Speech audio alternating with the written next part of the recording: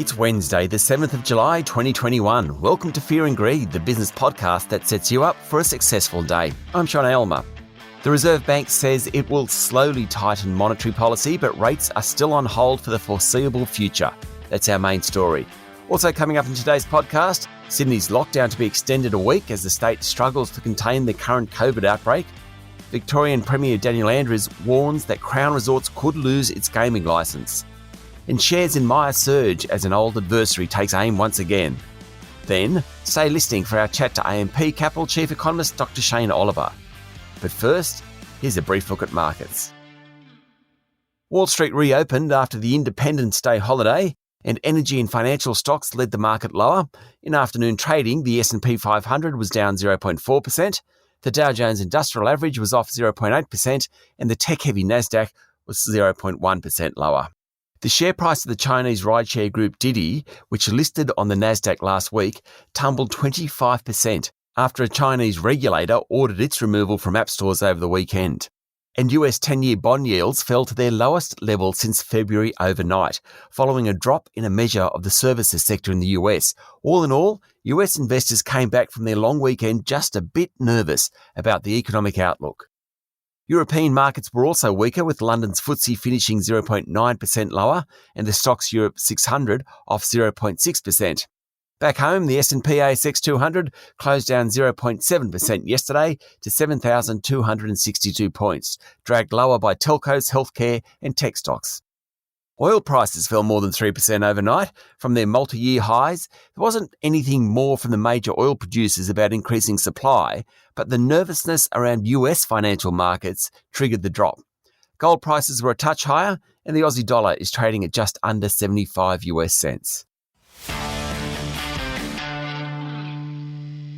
The Reserve Bank of Australia didn't say it was bringing forward interest rate hikes yesterday, but it did say enough for many market economists to forecast that rates would rise before 2024.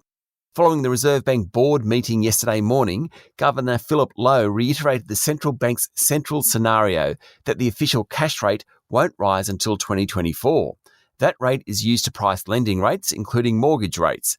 But the Reserve Bank of Australia dropped the phrase 2024 at the earliest, and in Reserve Bank speak, that's significant. It was enough for many market economists to argue that interest rates would move higher before 2024. Already, some of the major bank economists have said there'd be rate hikes as early as the end of 2022, and the recent run of strong economic data has done nothing to dissuade them. Dr. Lowe said while the current restrictions meant there was some near-term uncertainty, the economy was likely to bounce back quickly once they ended. The labour market was better than expected, including a welcome fall in underemployment. Notwithstanding those facts, the pickup in inflation and wages growth would be gradual and modest, Dr. Lowe said. The Reserve said it would continue to target a 0.1% yield for the April 2024 bond, and it will be purchasing bonds at a reduced rate. In other words, the bank has started, slowly, unwinding some of the monetary stimulus in the system. For home borrowers, fixed-term rates for 3 years and beyond are likely to rise. Nothing moves real fast at the Reserve Bank. Every nuance in language is studied inside out. To many Reserve watchers, yesterday's statement by Dr. Lowe signalled a change in position. In a moment, the rest of the news you need to know this morning. In overseas news, Europe, particularly France and Germany, is edging towards more normal relations with China, with commitments to resurrect an investment treaty. France's President Emmanuel Macron, Germany's Chancellor Angela Merkel, and China's President Xi Jinping held a three-way video call yesterday after Mr. Xi called for stronger cooperation between Europe and Beijing in trade and culture, climate change, and defeating the coronavirus. US President Joe Biden will urge Americans to get vaccinated as the Delta variant of COVID-19 sweeps across the country, mostly hitting people who haven't received a jab. The US is now recording around 13,000 new cases each day, up from 11,000 2 weeks ago. And the United Kingdom is relaxing restrictions, even though experts have said new cases could surge to 100,000 per day. People who have been vaccinated will pretty much be exempt from any restrictions, including self-isolating if they're a close contact of someone with COVID. Capacity crowds were allowed back at Wimbledon overnight, just in time to see Australian Ash Barty reach the semi-finals.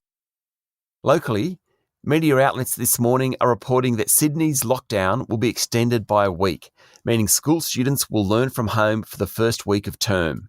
New South Wales Premier Gladys Berejiklian is due to officially announce the extension this morning. When the city comes out of lockdown, it's likely to be a phased approach. There were 18 locally acquired COVID cases in New South Wales yesterday. 11 were in isolation, 5 were in part isolation, and 2 were infectious while in the community. Queensland recorded 1 new community transmitted case. While the total number of jabs of COVID vaccine administered has now reached 8.4 million, the vaccination rate remains much too low. That's why lockdowns continue.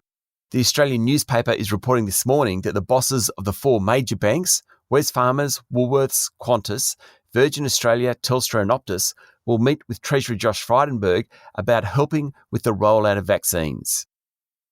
Victorian Premier Daniel Andrews yesterday said the prospect of Crown Melbourne losing its licence was very, very real. The gaming group is appearing before a state royal commission, and the stories have been pretty dreadful. The comment by Mr Andrews ups the pressure on the Board of Crown to take drastic steps or work with competitor The Star on a proposed merger of the two groups. Meanwhile, Crown's new chief executive, Steve McCann, who until recently ran Lend-Lease, was appearing before the Victorian Royal Commission yesterday and said he'd been working 100 hours a week to educate himself about the casino. But Commissioner Ray Finkelstein said it was a serious problem that Mr McCann was not based in Melbourne. The CEO said he couldn't disagree with much of the New South Wales Bergen inquiry into Crown Resorts, which reported earlier this year and prevented the group from getting a gaming licence in the state. Mr McCann also said that he'd written to the Victorian state government and admitted that the gaming giant had underpaid state taxes. The Morrison government is set to push back the start of construction of the Navy's new fleet of frigates worth $44 billion for up to 18 months. Issues with the design are the main reason, according to media reports, and work may not begin in Adelaide until 2024. That means a delay in job creation for the state of South Australia. The Beijing-Canberra relationship continues to deteriorate. China has accused Australia of impeding the authorisation of Chinese vaccines in Papua New Guinea. A state-owned newspaper claimed Australian consultants were undermining Beijing's efforts to help PNG tackle COVID-19. A foreign ministry spokesperson said Australia was engaging in political manipulation and bullying coercion and was being callous to the life and health of the people of PNG. The federal government's denied the allegations. Shares in the embattled retailer Myer closed up almost 15% yesterday after billionaire Solomon Lew launched a fresh attack on the company's board. Mr Lew, the chairman of Premier Investments, confirmed he spent more than $16 million to increase his stake in Myer to at least 15.8%.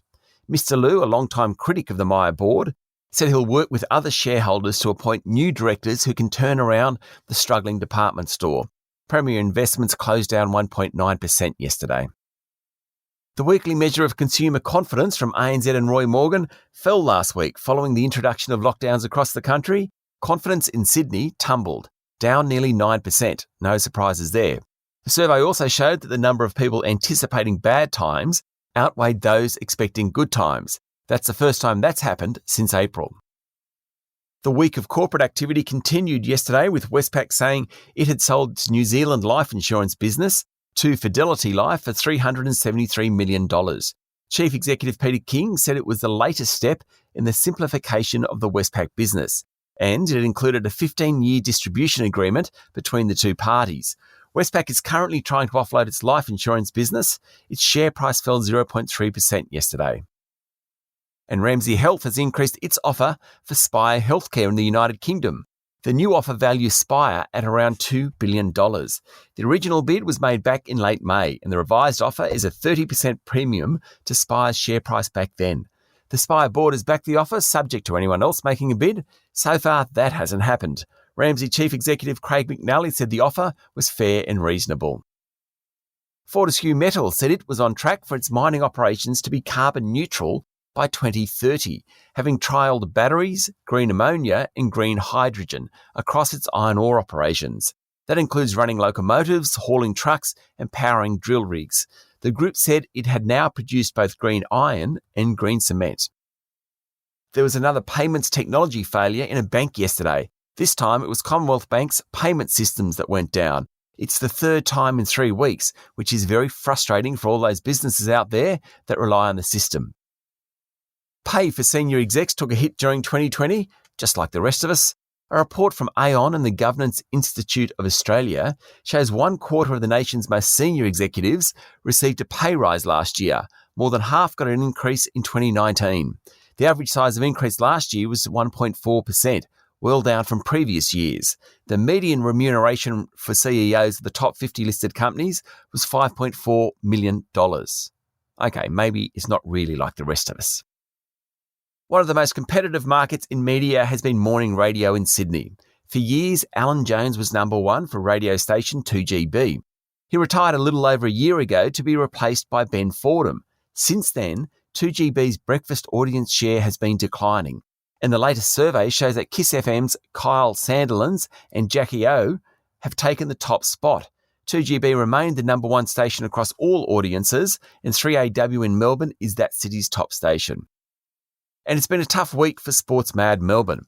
A lack of AFL crowds, Crown Casino under fire, and yesterday the Australian Grand Prix was cancelled for the second time. At least they're not in lockdown.